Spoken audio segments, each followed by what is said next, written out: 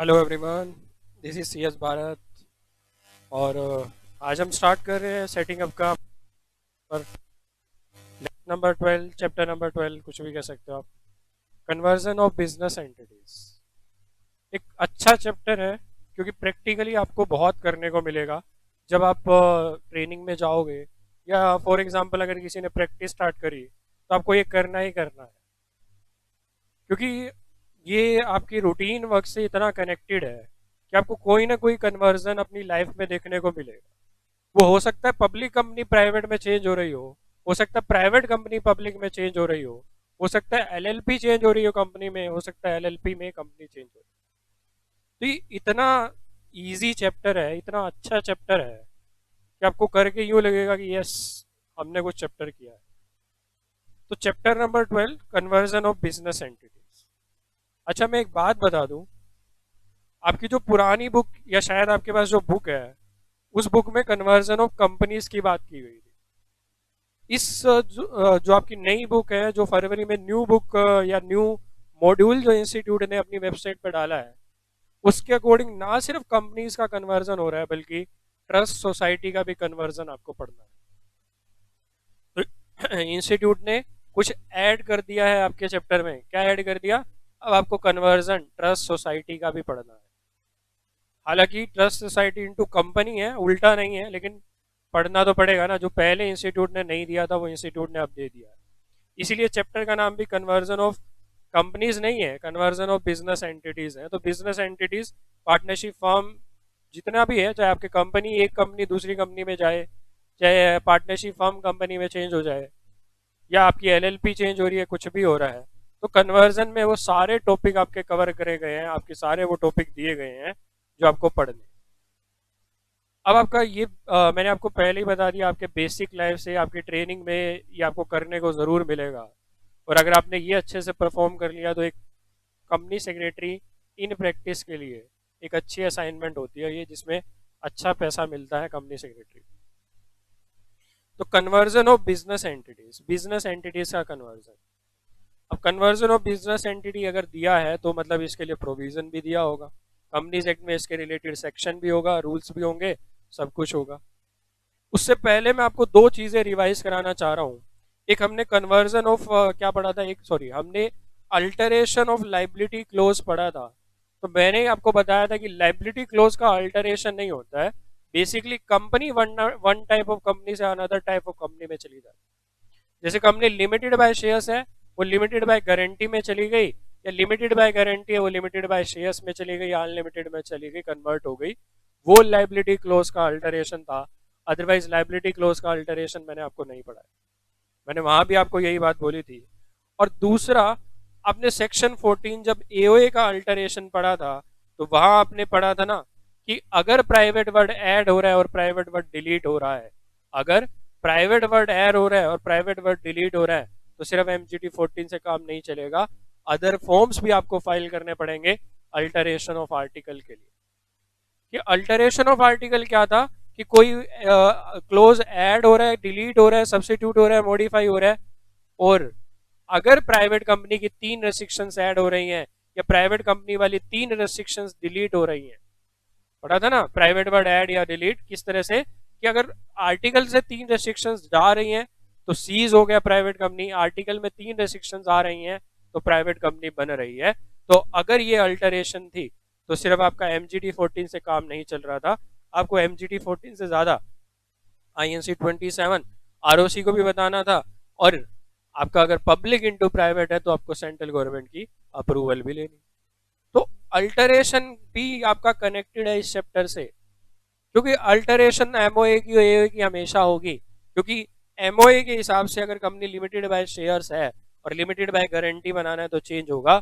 MOA में private company और public हो रही है तो एमओए भी अल्टर होगा, क्योंकि उसमें नेम चेंज हो रहा है। तो नेम चेंज हो रहा है तो, लेकिन उस नेम चेंज को किसकी अप्रूवल नहीं चाहिए थी? सेंट्रल गवर्नमेंट की। आपको पता है ना, प्राइवेट वर्ड अगर ऐड हो रहा है या प्राइवेट वर्ड डिलीट हो रहा है, किससे? नाम से। कंपनी के नेम क्लोज में प्राइवेट वर्ड ऐड हो रहा है, डिलीट हो रहा है, क्या आईएनसी 24 फाइल करना था? नहीं करना। लेकिन A B C to X Y Z करना है तो आईएनसी 24 सेंट्रल गवर्नमेंट की अप्रूवल लेनी थी। तो अल्टरेशन से ये कनेक्टेड है ये चैप्टर, इसीलिए अल्टरेशन पहले कराया है और ये चैप्टर अब मैं करा रहा हूं। तो आपको अल्टरेशन अच्छे से आना चाहिए, और अल्टरेशन में जो जो पॉइंट आप छोड़कर, जो जो पॉइंट आपने पढ़े थे कि ये कन्वर्जन से कनेक्टेड है या इस तरह से कहीं ना कहीं सेक्शन 18 से कनेक्टेड है, तो उनको आप कन्वर्जन वाले चैप्टर में पढ़ने वाले हो, और कन्वर्जन वाला चैप्टर आज हमारा स्टार्ट हो।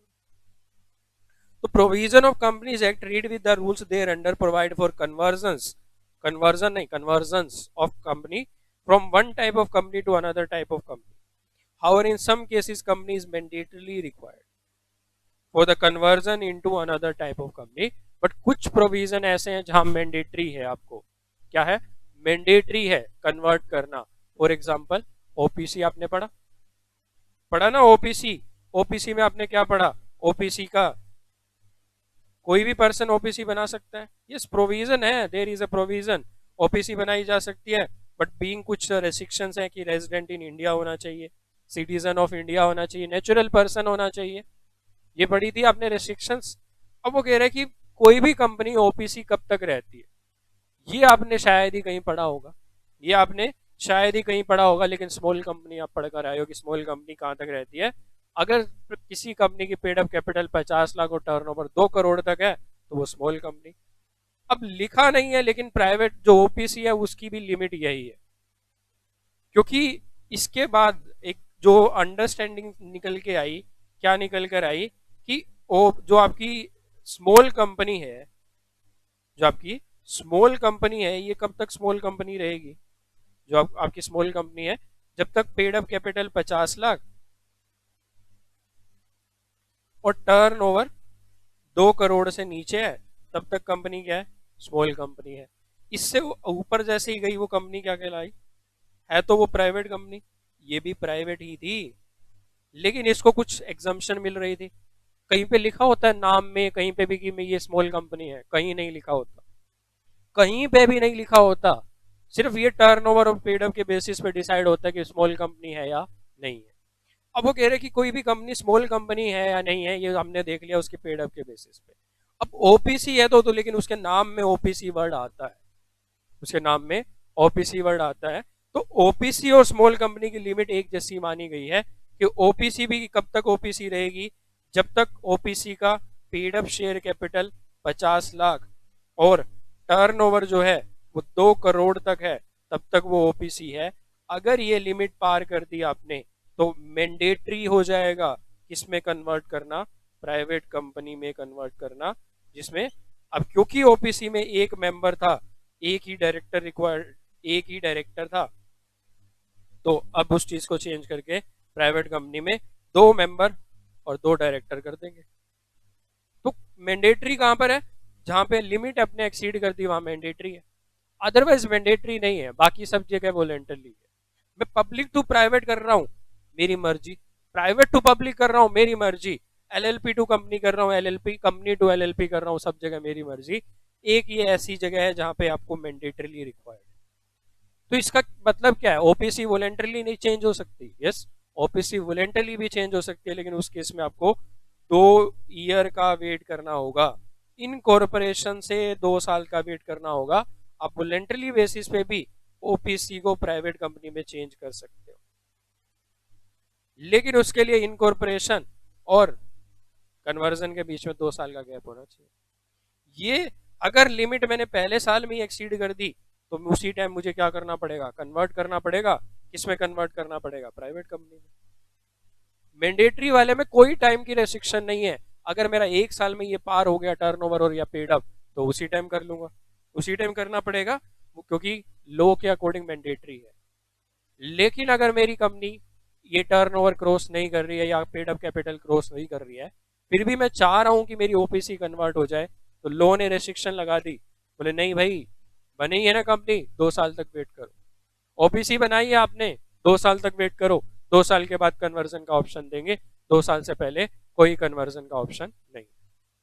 तो ना सिर्फ कंपनी का कन्वर्जन पढ़ने वाले हैं इस चैप्टर में, बल्कि हम ट्रस्ट सोसाइटी का भी कन्वर्जन पढ़ने वाले हैं, जो आपका पिछली बुक में नहीं था, जो आपका लास्ट बुक में नहीं था, इस बुक में ये दिया गया है कि कैसे कन्वर्जन आपको पढ़ना है। तो देखिए आज हम स्टार्ट करते हैं conversion. The company can convert into following type of company. Already मैं बोल चुका हूँ सारी चीजें। क्या? Private into public, public into private, one person to private या public, private to one person, section 8 to another kind, unlimited liability से limited liability by shares या गारंटी, और गारंटी से company limited by shares, LLP से company और private company into LLP, unlisted public company से limited liability partnership, और incorporation of part 21 companies. Incorporation of part 21 companies अच्छा topic है। Part 21 companies बहुत आपको जो थोड़ा दिमाग लगाना है वो इसी में लगाना है, अदरवाइज बाकी बहुत सिंपल है।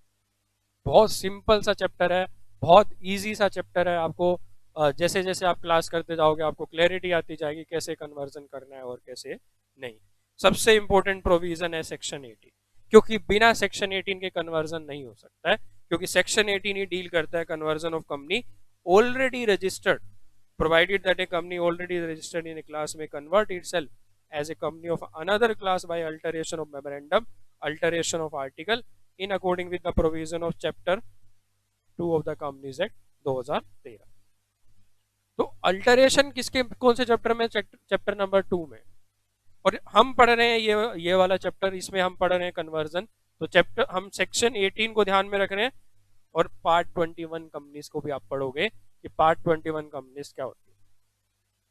ये जो दिमाग लगना है इसी में लगना है, बाकी आपको सिंपल लगेगा, ज्यादा मुश्किल नहीं लगेगा, ज्यादा दिक्कत नहीं आएगी। आपका unlisted public company into LLP आपका एक तरह से टॉपिक नहीं है, क्योंकि private company into LLP, LLP into company दिया गया है, इसी में इंक्लूड कर लो, पब्लिक कर लो चाहे प्राइवेट कर लो। और लीगल प्रोविजन हम पढ़ रहे हैं सेक्शन 18। अभी तक मैंने आपका बेसिक क्लियर कर दिया कि कन्वर्जन है क्या। बेसिकली कन्वर्जन वॉलेंटरी है या मैंडेटरी है, वो भी हमने आपको बता दिया। तो लीगल प्रोविजन सेक्शन 18। सेक्शन 18 क्या कह रहा है? एक कंपनी कन्वर्ट कर सकती है अपने आप को अनदर क्लास में बाय अल्टरेशन ऑफ मेमोरेंडम और आर्टिकल, लेकिन कन्वर्जन के लिए आपको आरओसी के पास जाना पड़ेगा। तो registrar shell on an application made by the company after satisfying himself, क्योंकि लास्ट एप्लीकेशन तो आरओसी के पास हर जगह पे। कुछ जगह पे आपको गवर्नमेंट की अप्रूवल लेकर आनी पड़ेगी, लेकिन गवर्नमेंट की अप्रूवल लेने के बाद भी तो यही आना है ना, लास्ट तो आरओसी है। तो ROC shell on application made by the company after satisfying कि आपने प्रोविजन का कंप्लाइंस कर दिया है, पुरानी कंपनी को क्लोज कर देगा और issue a certificate of incorporation in the same manner as it of first registration, और नया सर्टिफिकेट दे देगा। जैसे कंपनी हमेशा से ही प्राइवेट, अगर मैं पब्लिक कर रहा हूँ प्राइवेट टू पब्लिक, तो जैसे हमेशा से ही पब्लिक थी ऐसा मान लिया जाएगा कि जैसे कंपनी हमेशा से पब्लिक। लेकिन रजिस्ट्रेशन इफेक्ट नहीं करेगा किसी भी तरह की डेट, लायबिलिटी, ऑब्लिगेशन और कॉन्ट्रैक्ट जो कंपनी ने पुराने नाम से, जो कंपनी ने बिफोर कन्वर्जन, जो भी डेट, लायबिलिटी, ऑब्लिगेशन इनक्कर हो चुके हैं वो तो परफॉर्म करने पड़ेंगे। Such debt, liability, obligation, contract may be enforce in the same manner if the registration has not been done. जैसे कन्वर्जन हुआ ही नहीं है इस तरह से डील कर लिया जाएगा। तो सीधी सी बात है, कन्वर्जन करना है तो alteration of memorandum, alteration of article already पढ़ चुके हैं हम एक chapter, alteration of memorandum, alteration of article. तो आपको ऑलरेडी समझ आ चुकी है कि कैसे मेमोरेंडम अल्टर होता है, कैसे आर्टिकल अल्टर होता है।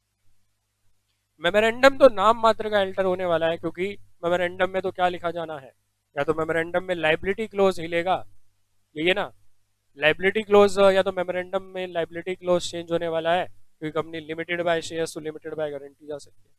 ये नेम में चेंज आने वाला है, प्राइवेट, पब्लिक, ओपीसी, या ये चीजें नाम में चेंज आने वाली हैं, प्राइवेट वर्ड ऐड, डिलीट और ये सब चीजें होने वाली है, इसके अलावा और कुछ। क्योंकि देखो रजिस्टर्ड ऑफिस क्लोज पे कोई फर्क नहीं पड़ता है, ऑब्जेक्ट क्लोज पे कोई फर्क नहीं पड़ता है, लाइबिलिटी क्लोज पे फर्क पड़ेगा, कैपिटल पे कोई फर्क नहीं पड़ने वाला है। कब फर्क पड़ेगा कैपिटल क्लोज पे? जब कंपनी लिमिटेड बाय गारंटी, लेकिन गारंटी हैविंग शेयर कैपिटल होगी, फिर वो शेयर कैपिटल रहेगी वहां पे, गारंटी अमाउंट और ऐड कर लोगे, और सब्सक्रिप्शन क्लोज तो कभी चेंज ही नहीं होता है। तो the compliance requirement and procedure for conversion of various type of business entities are explain in the lesson. तो इस चैप्टर में आपको क्या दिया गया है? कन्वर्जन ही दिया गया है। Basically one type of company से अनदर टाइप ऑफ कंपनी में कैसे बिजनेस जाता है, कैसे बिजनेस मूव ऑन करता है। तो यही पढ़ने वाले हैं, यही हमारा आज का टॉपिक है, conversion one type of company से अनदर टाइप ऑफ कंपनीज। तो मैं आपको आज सिर्फ एक कन्वर्जन कराने वाला हूं, कौन सा? Conversion of private company into public company. अब बेसिकली आप बात खुद से सोचो कि अगर एक प्राइवेट कंपनी किस में चेंज हो रही है? पब्लिक कंपनी में चेंज हो रही है, तो मतलब क्या क्या चेंज आने वाला है? तो अगर एमओए की बात करूं तो नेम क्लोज में चेंज आने वाला है। यस, क्या चेंज आने वाला है? प्राइवेट जो वर्ड है वो क्या होने वाला है? डिलीट होने वाला है। प्राइवेट वर्ड जो है डिलीट होने वाला है। क्या इस अल्टरेशन के लिए INC 24 फाइल करना है मुझे? क्या सेंट्रल गवर्नमेंट की अप्रूवल लेनी है मुझे? किसके? इस चेंज के लिए, नेम चेंज के लिए। क्योंकि अगर आपको याद हो तो क्या लिखा था कि नेम में चेंज आएगा तो सेंट्रल गवर्नमेंट की परमिशन, INC 24। लेकिन अगर प्राइवेट वर्ड ऐड हो रहा है, लेकिन अगर प्राइवेट वर्ड डिलीट हो रहा है, तो क्या मुझे सेंट्रल गवर्नमेंट की अप्रूवल चाहिए? नहीं चाहिए। तो मतलब मुझे क्या करना है? सिर्फ अल्टरेशन इतनी सी करनी है, private word add, private word delete, सिर्फ इतनी सी अल्टरेशन। अब प्राइवेट इनटू पब्लिक हो रही है, तो क्या क्या आपके रजिस्टर्ड ऑफिस क्लोज में कोई चेंज आएगा? आपके रजिस्टर्ड ऑफिस या सिचुएशन क्लोज में कोई चेंज आएगा? नहीं भाई, कोई चेंज नहीं है। क्या ऑब्जेक्ट में कोई चेंज आएगा? क्यों? पहले भी मान लो शूज बना रहे थे, प्राइवेट कंपनी का शूज नहीं बना सकती, या पब्लिक कंपनी शूज नहीं बना सकती। प्राइवेट इनटू पब्लिक हो रहा है ना, तो क्या पब्लिक कंपनी शूज नहीं बना सकती? बना सकती। लाइबिलिटी क्लोज, क्या लाइबिलिटी क्लोज चेंज हो रहा है कहीं से? मैं तो प्राइवेट इनटू पब्लिक कर रहा हूं। ये भी कंपनी लिमिटेड बाय शेयर्स थी, ये भी कंपनी लिमिटेड बाय शेयर्स है, ये है। ये भी कंपनी लिमिटेड बाय शेयर्स है, ये भी कंपनी लिमिटेड बाय शेयर्स है। क्या लाइबिलिटी क्लोज में कोई चेंज आ रहा है? नहीं आ रहा। कैपिटल क्लोज, तो इसकी भी 10 लाख की कैपिटल दी, उसकी भी 10 लाख की कैपिटल अगर मैं करूं, तो क्या कोई चेंज है? नहीं है। कोई चेंज हुआ? नहीं हुआ। क्या सब्सक्राइबर चेंज हो जाएंगे? तो ये तो हमने पढ़ा था, ये तो कभी नहीं चेंज होता, आप चाहे कुछ भी कर लो। तो बेसिकली मेमोरेंडम में क्या चेंज आ रहा है? नेम का चेंज आ रहा है। अब ये चीज याद रखनी है, जो चीज वहां अच्छे से मैंने तो बीच में ये बोला था कि जो सेकंड चैप्टर होगा शायद तब आपको अच्छे से समझाऊंगा, तो अब मैं अच्छे से समझा रहा हूँ कि अगर एक प्राइवेट इनटू पब्लिक हो रही है, तो एमओए में सिर्फ क्या हो रहा है? नेम में इतना चेंज आ रहा है कि प्राइवेट वर्ड डिलीट हो रहा है, कि प्राइवेट वर्ड डिलीट हो रहा है, और मेमोरेंडम में कोई अल्टरेशन नहीं है किसी भी तरह की। सेकंड, एओए की अल्टरेशन की अगर मैं बात करूं, तो एओए में क्या अल्टरेशन हो रही है? किसमें? प्राइवेट इनटू पब्लिक में जाने पे क्या चेंजेस हो रहा है? बताओ भाई। अगर प्राइवेट कंपनी है तो उसके आर्टिकल में 3 क्या थी?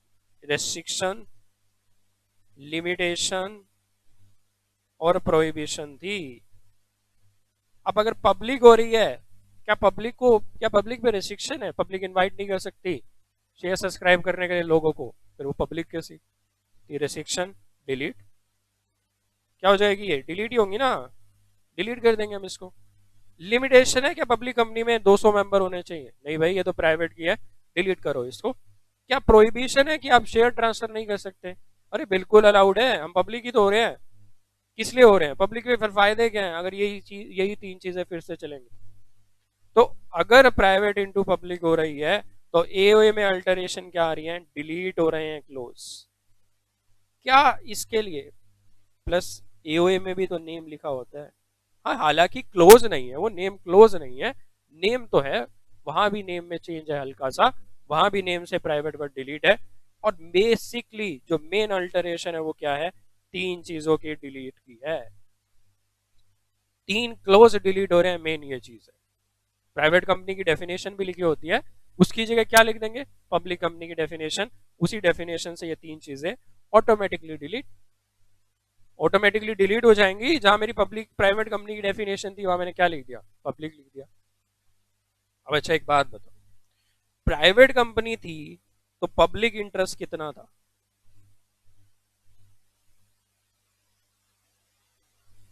लेस, रेयर था कि पब्लिक का इंटरेस्ट हो। क्योंकि ज्यादातर क्या देखा गया, प्राइवेट कंपनी दो लोगों ने बनाई और दो वो रिश्तेदार होते हैं। ज्यादातर तो देखा गया कि प्राइवेट कंपनी दो लोग जो बनाते हैं वो 90% से ज्यादा केसेस में रिश्तेदार होते हैं, घर के लोग होते हैं।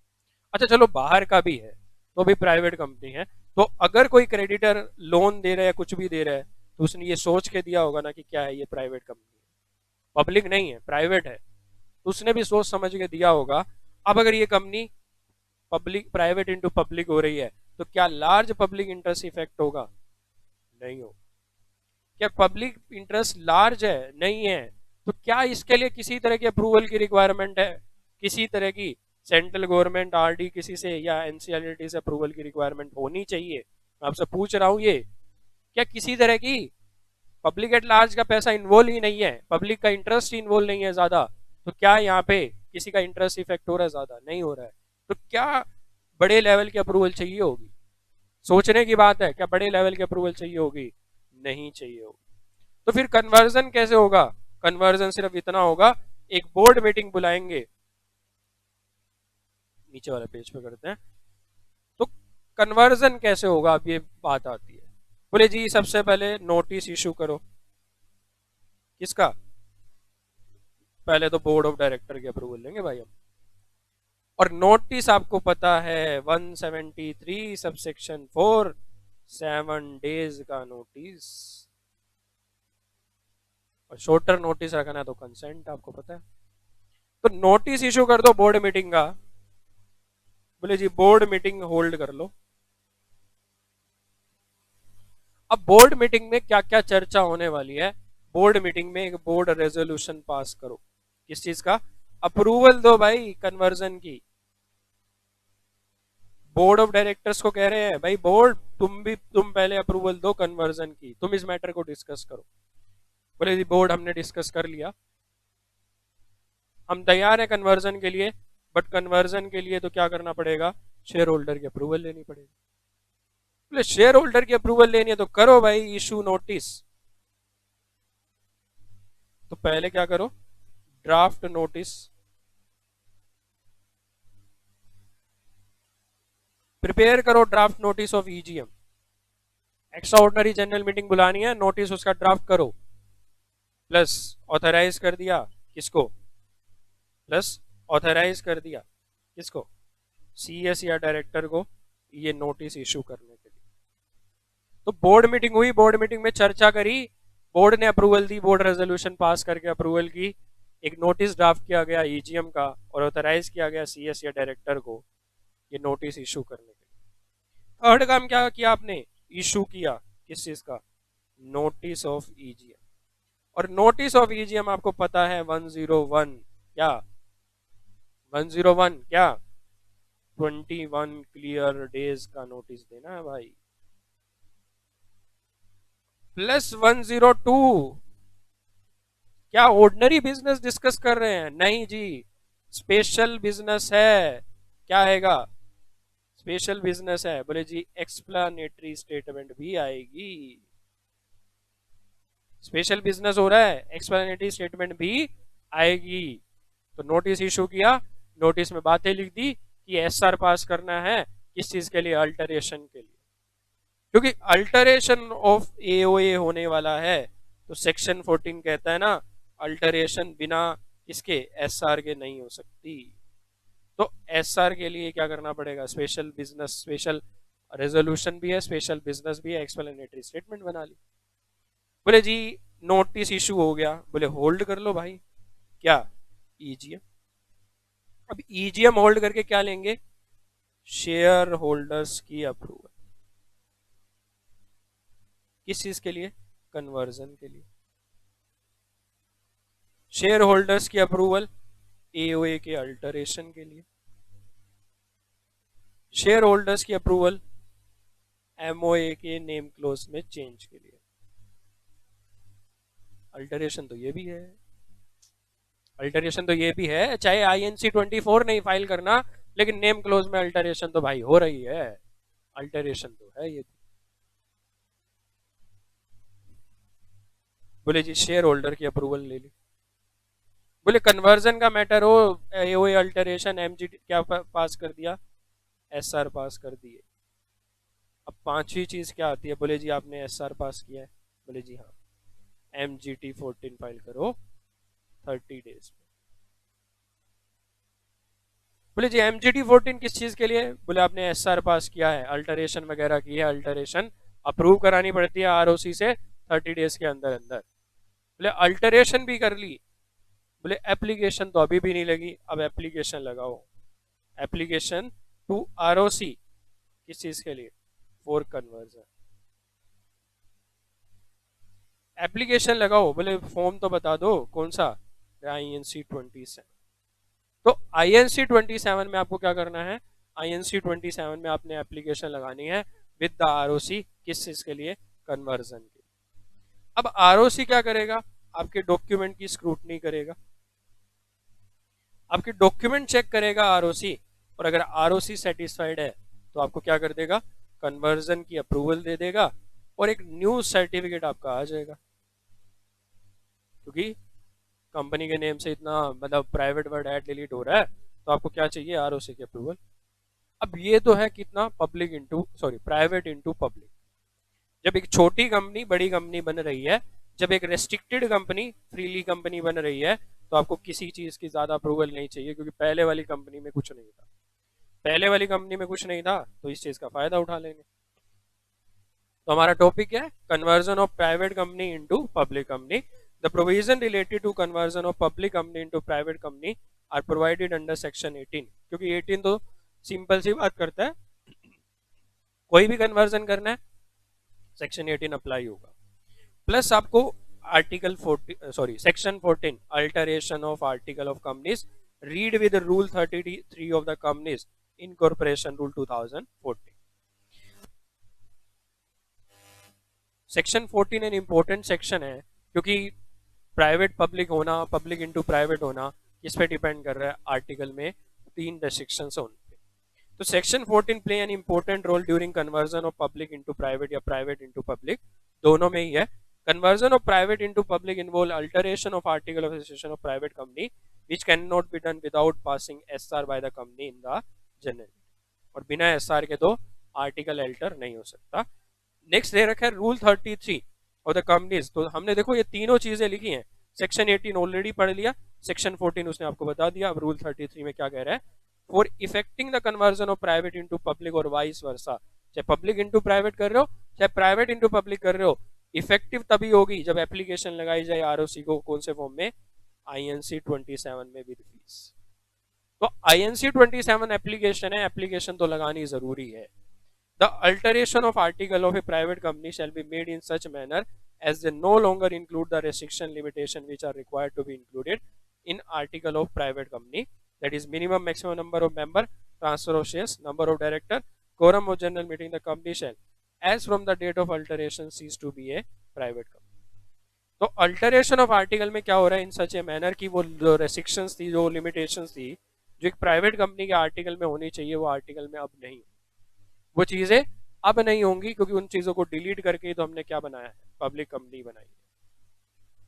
प्रोसीजर क्या है, मीटिंग कॉल करो, कौन सी मीटिंग, बोर्ड मीटिंग, और बोर्ड मीटिंग के लिए क्या, नोटिस 173 आप ऑलरेडी पढ़ चुके हो, issue notice in according with 173 और SS1 कितने दिन का, 7 डेज का नोटिस। ये एजेंडा क्या रहने वाला है नोटिस का, तो मतलब मीटिंग में क्या क्या डिस्कस करने वाले हो, तो एक रेजोल्यूशन पास कराएंगे, बोर्ड रेजोल्यूशन, किसके अप्रूवल के लिए, बोर्ड ऑफ डायरेक्टर्स।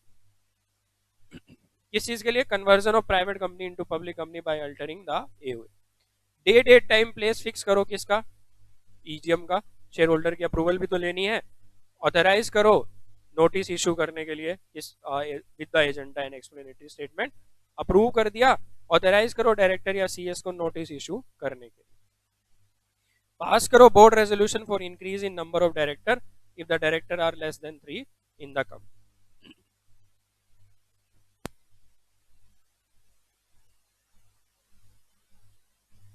तो पास करो बोर्ड रेजोल्यूशन। अब ये क्यों है, क्योंकि हमें मिनिमम नंबर ऑफ मेंबर्स 7 करने पड़ेंगे और मिनिमम नंबर ऑफ डायरेक्टर 3 करने पड़ेंगे। मेंबर तो इंक्रीज हो जाएंगे शेयर से, लेकिन डायरेक्टर के लिए तो रेजोल्यूशन पास कराना पड़ता है, क्योंकि डायरेक्टर या तो एडिशनल होगा या EGM में अपॉइंट होगा डायरेक्टर। तो अगर बोर्ड ने किया तो वो तो एडिशनल हो सकता है, आपको उसको अप्रूव कराना है तो वो मेंबर्स के पास जाना पड़ेगा।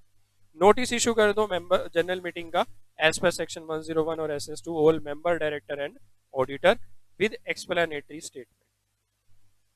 होल्ड करो जनरल मीटिंग, तो जनरल मीटिंग में क्या करो, pass necessary special resolution to get share holder approval for conversion of private company into public company along with alteration in article of association under section 14 for such a conversion.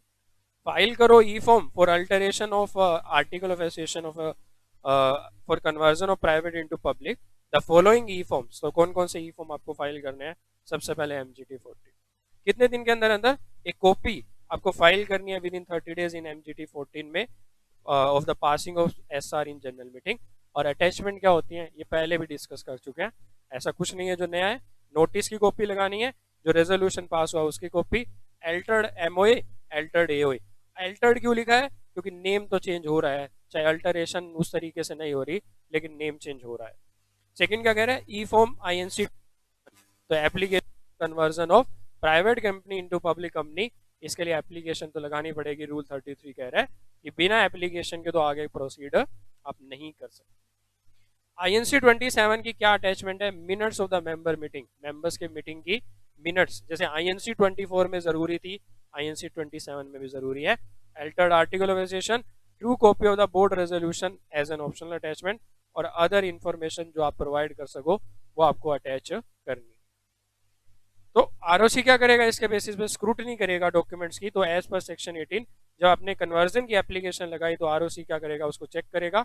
After satisfy होने के बाद company क्या करेगा, formal registration close कर देगा और नया certificate issue कर देगा, जैसे कंपनी का पहला रजिस्ट्रेशन हो एज ए पब्लिक कंपनी। क्योंकि प्राइवेट इनटू पब्लिक हो रही है ना, तो अब क्या कर दिया उसने, पब्लिक कंपनी, तो वर्ड डिलीट करके नया सर्टिफिकेट ऑफ इनकॉर्पोरेशन दे दिया, जैसे पहली बार रजिस्ट्रेशन हुआ। तो प्रोसीजर तो मैं आपको ऑलरेडी पढ़ा चुका हूँ, प्रोविजन भी मैं आपको ऑलरेडी पढ़ा चुका हूँ, इसमें ऐसा कुछ नया नहीं है जो आपको सोचना पड़े। तो देखो कितना इजी था ना, private into public, private company याद कर लेना, प्राइवेट कंपनी मतलब ज्यादा मेंबर्स थे नहीं, तो ज्यादा मेंबर्स नहीं है तो किसी की अप्रूवल की रिक्वायरमेंट नहीं है। ROC की अप्रूवल मेंबर्स की तो हर केस में लेनी है, मेंबर की अप्रूवल हर केस में लेनी है, आपका किसी भी तरह का कन्वर्जन हो। एक अप्रूवल क्या एक्स्ट्रा हो गई यहाँ पे, ROC की अप्रूवल। तो ROC की अप्रूवल यहाँ पर है। अब अगर इसका उल्टा होता, पब्लिक इनटू प्राइवेट चेंज हो रहे होते, तो पब्लिक एट लार्ज से आप कहाँ जा रहे हो, स्मॉल में जा रहे हो, तो यहाँ पब्लिक का इंटरेस्ट ज्यादा है, तो यहाँ पे आपको सेंट्रल गवर्नमेंट की अप्रूवल चाहिए। अब इसको याद कर लेना, क्योंकि पब्लिक एट लार्ज इन्वॉल्व नहीं है, इसीलिए किसी और की अप्रूवल नहीं चाहिए, सेंट्रल गवर्नमेंट RD या NCLT की अप्रूवल नहीं चाहिए। बिना उनकी अप्रूवल के काम चल गया, शेयर होल्डर की अप्रूवल ली, ROC की अप्रूवल से नेम चेंज, ये जो आपका अल्टरेशन है वो इफेक्टिव हो गया, क्योंकि सिर्फ क्या करना था, प्राइवेट वर्ड डिलीट करना था, आर्टिकल से 3 चीजें हटानी थी, जो 3 इंपॉर्टेंट चीजें थी, उसके अलावा और भी अगर कोई रेस्ट्रिक्शन थी वो भी रेस्ट्रिक्शन हटा देनी थी, सिर्फ इतना सा है। तो आज हमने बेसिकली एक तो सेक्शन 18 पढ़ा है कि अगर कन्वर्ट करना है तो सेक्शन 18, और कन्वर्जन तब तक इफेक्टिव नहीं होगा जब तक ROC के पास एप्लीकेशन नहीं जाएगी। तो हमेशा ROC के पास एप्लीकेशन जाएगी, तभी ROC आपका पहले वाला रजिस्ट्रेशन क्लोज करके नए वाले का रजिस्ट्रेशन अप्रूव करेगा। लेकिन डेट वेट पे कोई फर्क नहीं पड़ेगा, debt liabilities as it is रहेंगी, जैसे कंपनी का कन्वर्जन कभी हुआ ही नहीं है, कोई कन्वर्जन हुआ ही नहीं है, इस तरह से रहेगी। कंप्लायंस रिक्वायरमेंट आपको हर किसी के अलग अलग पड़ती है। तो प्राइवेट इनटू पब्लिक हो रहा है तो बोले अल्टर, तो 3 चीजें इफेक्ट, सेक्शन 18, सेक्शन 14 और rule 33 of companies incorporation rule 2014। Section 18 पहले ही पढ़ लिया, 14 कह रहा है कि अल्टरेशन ऑफ आर्टिकल डिलीट करनी पड़ेंगी वो चीजें, और रूल 33 क्या कह रहा है, कन्वर्जन अगर करना है तो INC 27 फाइल करना पड़ेगा ROC के पास। तो रूल 33 से हमें ये बात पता चली। तो ये एक कन्वर्जन हो गया, नेक्स्ट क्लास में अगला कन्वर्जन स्टार्ट करेंगे, इससे ज्यादा नहीं, मतलब धीरे धीरे करेंगे ताकि आपको कन्वर्जन बड़ा अच्छे से समझ में आए। तो मैंने आपको बेसिक भी करा दिया, एक कन्वर्जन हमने कर लिया, साथ के साथ अपना भी करो। आपको नोट्स बनाने आप अपने तरीके से बना सकते हो, बट मैंने भी अपने तरीके से बेस्ट बनाने की कोशिश किया, और शॉर्ट में है, ज्यादा बड़े नहीं है। तो आप बुक से कर रहे हो तो आपको शायद कुछ और भी पढ़ने को मिल जाए, क्योंकि मैंने अपनी नॉलेज के हिसाब से, अपने हिसाब से थोड़े से जो नोट्स हैं उनको ड्राफ्ट किया है, थोड़ा सा चेंजेस किया है ICSI के मॉड्यूल में। तो आप कहीं से भी कर सकते हैं जहाँ से आपको समझ में। तो आज के लिए इतना ही, नेक्स्ट क्लास में मिलेंगे, नेक्स्ट कन्वर्जन पढ़ेंगे, और most important conversion public into private है, तो उसको ही नेक्स्ट क्लास में हम पढ़ने वाले हैं। आज के लिए इतना ही, बाय बाय, टेक।